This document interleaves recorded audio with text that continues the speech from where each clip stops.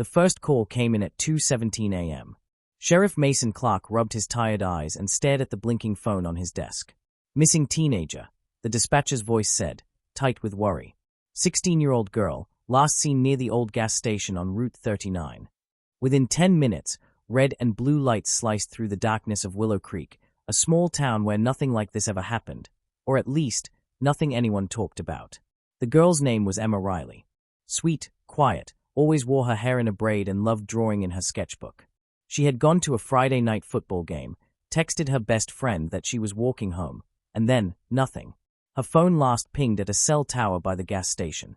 After that, silence. But it wasn't the missing person report that shook the town. It was what the deputies found hours later. Emma's backpack, torn open, lay in the middle of a dirt road half a mile from her house. Inside, there was her sketchbook, a cracked phone screen, and one strange thing, a small folded paper note with the words, "Don't look for her." Sheriff Clark stood in the cold dawn light, staring at the note, the edges soaked with morning dew. "Who would do this?" he muttered. His deputy, Tom Avery, shifted nervously beside him. "Sir, there are no footprints. No tire marks. Just that." That was when the search turned into a mystery no one could explain. For days, helicopters circled the woods. Volunteers combed every inch of land. Bloodhounds sniffed through mud and brush. But it was as if Emma had been erased. The only clue, if it even was one, came on the third night. A local farmer reported seeing a girl in white standing at the edge of his field just before dawn.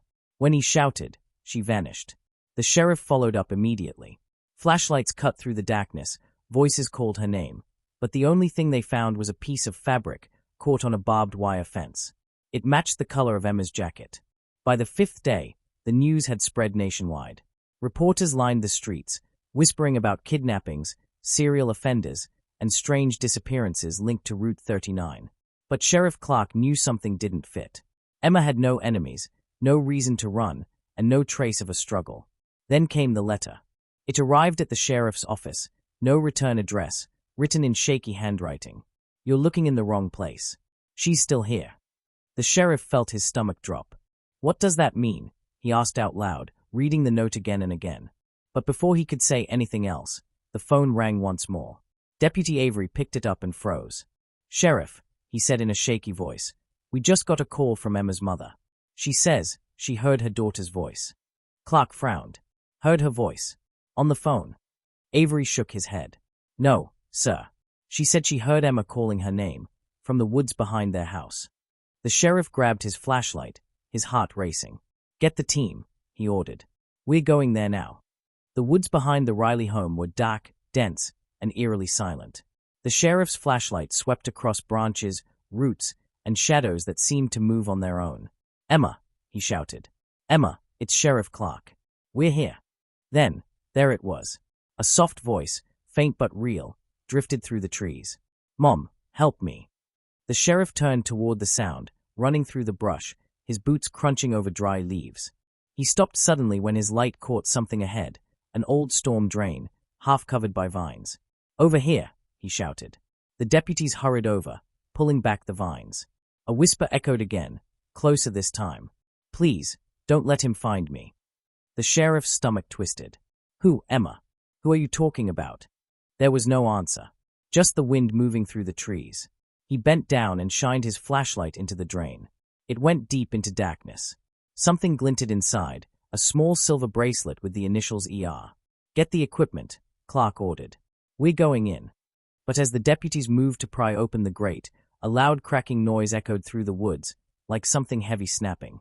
The team froze. Then the radio on the sheriff's belt crackled to life, though no one had touched it.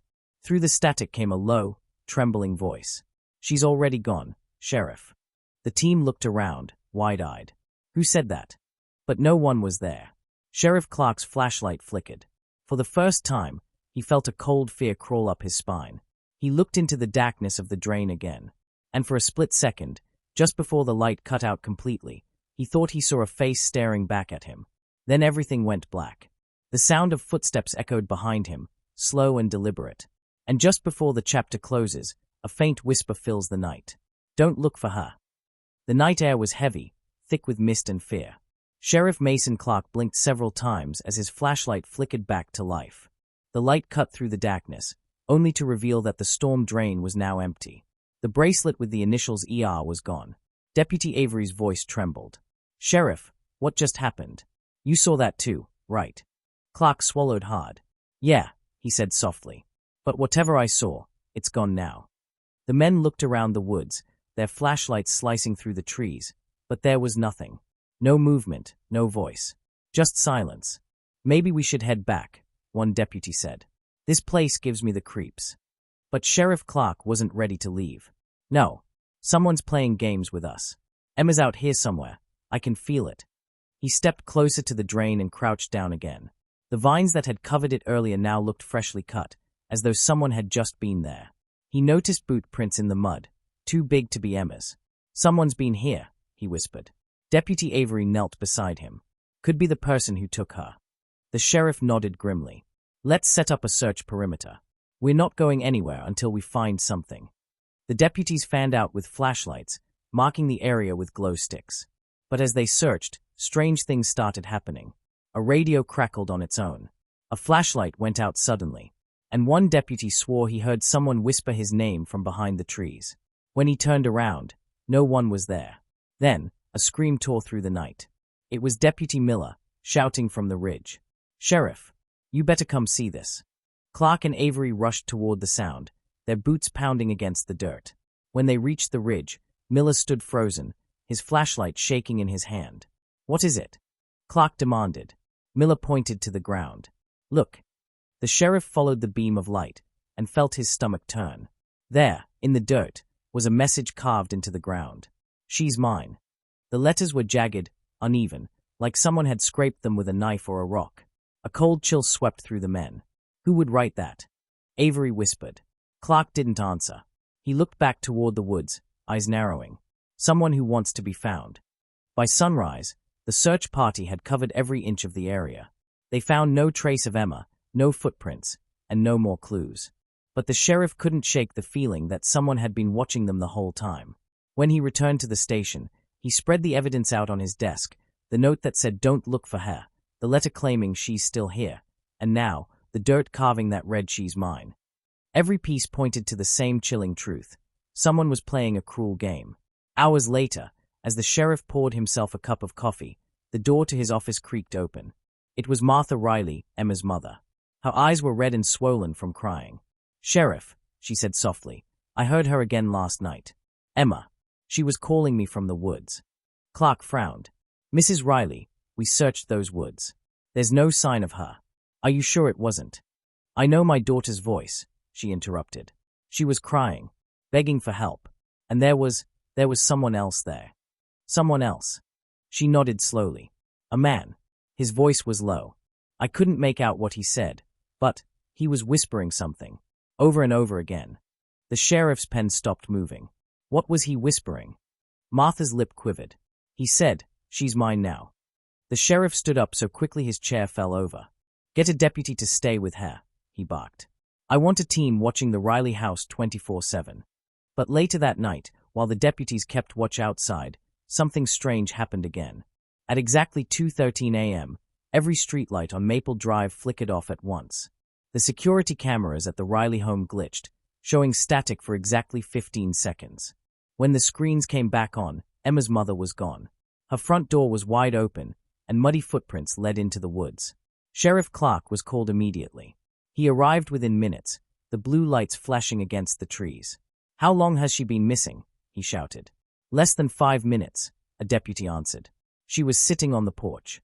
Then, nothing." The sheriff grabbed his flashlight. "Fan out. Check every direction." As the team searched, Clark spotted something glimmering near the trail. He bent down, and his heart nearly stopped. It was Martha's necklace, the one she wore every day, shaped like a small silver heart. And next to it, a fresh footprint. The same large boot print from the storm drain. He looked around, raising his light higher. The woods were dead quiet, but he could feel it, the same chill as before, the same unseen presence. Suddenly, his radio buzzed again, breaking the silence. It was a voice he didn't recognize. Male. Calm. Cold. "You should have listened, Sheriff." Clark froze. "Who is this? Where's Martha Riley?" "She came looking," the voice said softly. Just like you. But I told you, don't look for her. The radio clicked off. Clark shouted into the darkness, his voice echoing through the trees. Show yourself. But there was no reply, only the wind. Then, one of the deputies yelled, Sheriff. Over here. Clark ran toward the voice, panting. When he reached the clearing, he stopped dead in his tracks. There, hanging from a tree branch, was a photo, a Polaroid picture clipped to the bark with a knife. He took it down carefully, shining his flashlight over it. The picture showed Emma Riley, alive, terrified, tied to a chair. Her eyes wide, staring straight at the camera. Behind her stood a tall figure wearing a dark hoodie and a white mask. And scrawled across the bottom of the photo in black ink were 4 words. You're next, Sheriff Clark. For the first time in his career, the sheriff felt real fear. His hands shook as he lowered the photo. Behind him, the forest seemed to hold its breath. Then, snap. A branch cracked somewhere close by. The deputies swung their lights toward the sound, but all they saw was movement, a dark figure slipping between the trees. Stop. Police. Clark shouted, racing after it. The figure darted through the woods, fast, silent. The sheriff chased it deeper and deeper until he broke through the trees and stumbled into a clearing he didn't recognize. And there, standing at the edge of the clearing, was the storm drain. The vines were gone completely now, and the metal grate lay open. A single light flickered inside. He stepped closer, his breath shaking. Emma, he called. Is that you? A shadow moved inside the drain. And then, a voice he hadn't heard in 5 days, soft, trembling, unmistakable, whispered from the darkness. Sheriff, please help me. He froze. It was Emma. Stay where you are, he said, crouching. I'm coming down. He climbed halfway into the drain when something grabbed his wrist, hard. He looked down, his flashlight trembling. And in that moment, he realized it wasn't Emma's hand holding him. It was someone else. Someone wearing a white mask. The grip tightened. Then the voice spoke again, right next to his ear this time. You shouldn't have come here. The sheriff screamed, his flashlight falling into the darkness as everything went black.